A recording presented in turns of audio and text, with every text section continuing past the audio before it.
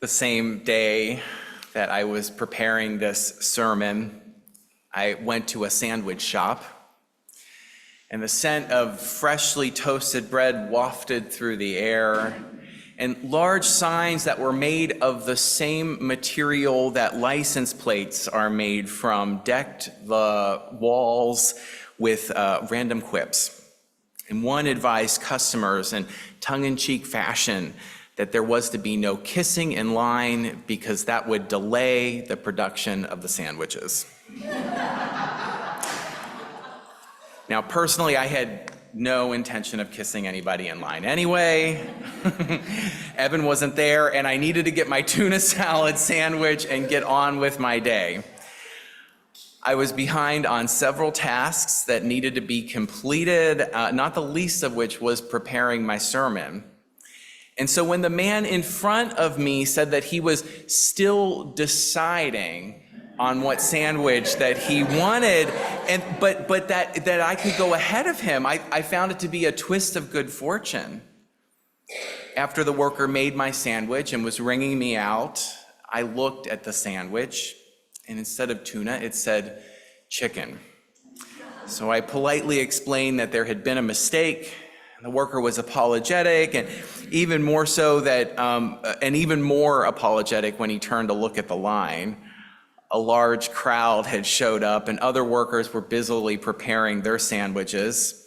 So what started as a twist of luck had turned sour, and I had to wait for several more people to move through the line before my sandwich was ready. And then when the worker finally got to mine, he came up to me sheepishly.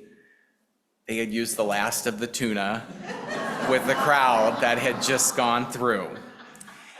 It was the sort of drama that was suited for a show like Seinfeld, an encapsulation of bad luck in a completely trivial circumstance. Now, I admit that I did feel a surge of irritation at the situation, but then I thought about the sermon that I was about to prepare and the message behind it. Amor Fati, to love one's fate, to love whatever it is that the day has to offer you, no matter how large or small, positive or negative, trivial or consequential, lucky or unlucky. To choose to love it all without reservation, without wishing it away, without wishing that it would be something different. It is a doctrine that has its origins in Roman philosophy and Stoicism. The great Stoic Epictetus defined it this way: do not seek for things to happen the way that you want them to. Rather, wish that what happens the way that it happens, and then you will be happy. Marcus Aurelius reworded it poetically, writing, "A blazing fire makes flame and brightness out of everything that is thrown into it." It is a notion that would return in the writings of Friedrich Nietzsche, who defined his philosophy as, at its core, an expression of amor fati. The 19th century German philosopher defined it this way: that one wants nothing to be different, not forward, not backwards, and not in all eternity. Not merely bear what is necessary and still less conceal it, but rather love it. He then takes it a step further, saying that the true spirit of Amor Fati is that one wills every moment of their life to repeat for eternity. That is a tall order, as tall as it is profound. I'm not sure that I want to be stuck in that sandwich line for all of eternity. At the very least, we might wonder why these philosophers make this argument. Why are they telling us to choose to love the moments of our lives that bring us not ease, but inconvenience, not pleasure, but pain, not joy, but suffering? I think that behind this sentiment is a metaphysical assertion. And it is that the most meaningful moments of our lives emerge not often from the joy and lightness that we experience, but often from times of suffering and pain. It is often through pain that we find our most profound moments of growth. It's there that some of the most exquisite parts of ourselves are given an opportunity to flourish. And here, I'm not talking about waiting in line at the sandwich shop, but rather the moments of our greatest challenge. It is surviving those moments that can allow us to change and grow. It is surviving those moments that can allow us to be vulnerable and courageous in new and deeper ways.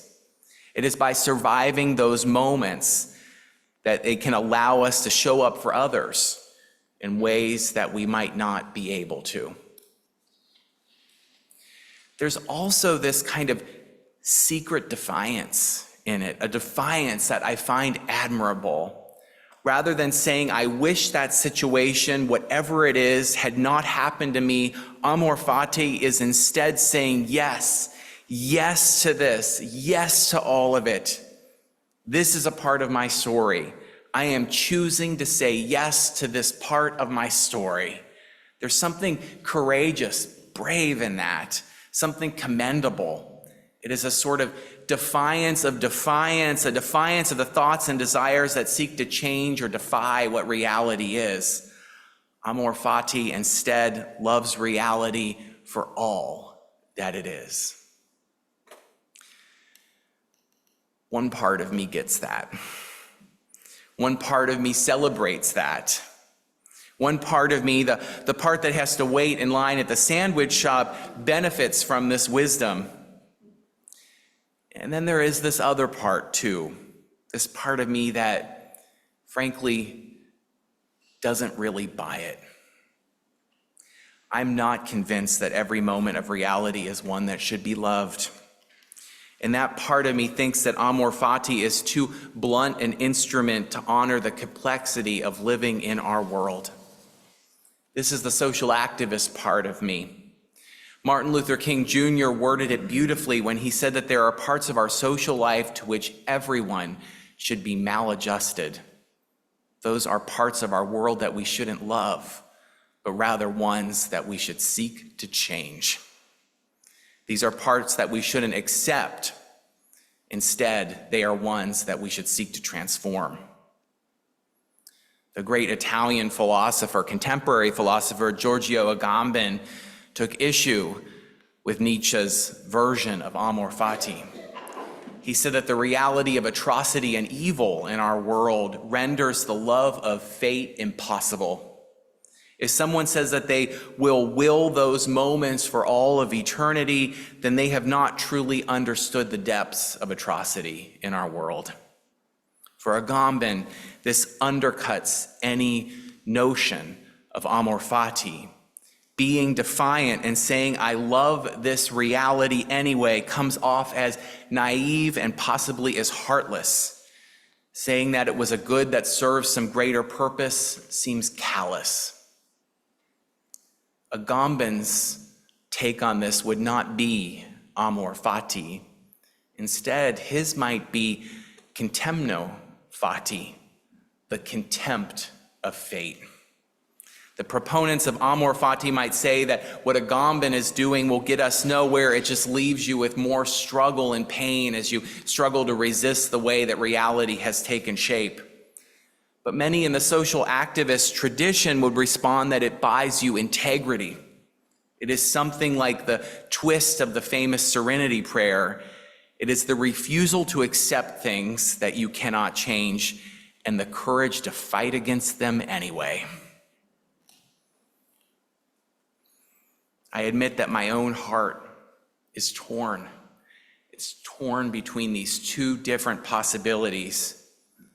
While I find it helpful to practice Amor Fati in the sandwich line, I find it less easy when thinking about something like entrenched racism and wealth inequality. I tend to slide into Agamben's side, ready to reject what fate has offered. So what are we to do with these two alternatives? Is there some way that we can split the difference? Is there a way to love one's fate while also rejecting it? Here is where I think some contemporary schools of psychology can be helpful. The psychological modality known as dialectical behavior therapy says that you do not need to choose. Instead, it is possible to hold two seemingly opposing concepts at the same time. It says that one can practice acceptance while also not being resigned. Perhaps then one can accept one's fate, even love it. It would be a way of saying, this world, not some other world, is what I have been given today. I've been given it with all of its pain and its imperfections, and I'm going to choose it. I'm going to say yes to it. And it would be a way of saying also, I choose not to be resigned to it. I choose not to be resigned simply to the way things are. I'm ready to make a difference in my life and in the world. Perhaps both of those things can be true at the same time. Balancing these two truths would be harder and less certain than choosing one or the other. It would take a wise mind and a big heart, but it would also be the very thing that enlarges our spirit. It would be a lot like standing on a high beam and then, with grace, walking the path that life has given us. I'm going to close today with a poem called Balance by Alice Fogel. Balance is everything. It is the only way to hold on to what this life has given us.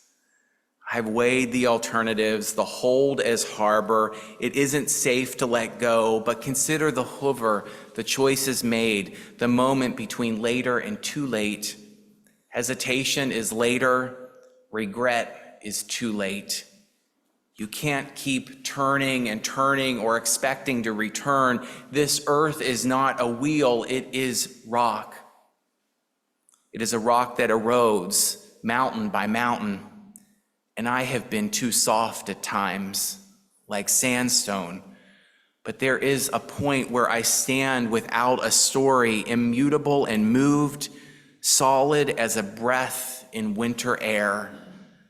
I have seen my death, and I know it is my neighbor, my brother, my keeper. In my life, I'm going to keep trying for the balance, remembering the risks and the value of extremes and the experience that teaches that the length of what is allowable is lean and small, that it is easier and wiser to balance a stone as if on one toe, though it weigh 100 pounds, than to try to push it against the curve of its own world. May we find the courage to love life's immutability while balancing our capacity to change it. May we find new and creative ways to say yes to this moment and this life, to what is beautiful and good, and also what is painful and what causes us to suffer, and at the same time, seek to change the things that need to be changed in our world. May we find that balance. May we strike it today, in this moment, and in all of the moments that are to follow.